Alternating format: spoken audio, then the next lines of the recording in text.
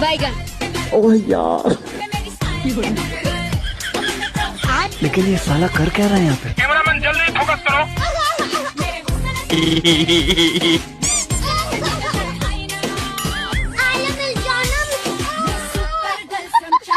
बैगन। बैगन। यार ये कितनी औसम है यार।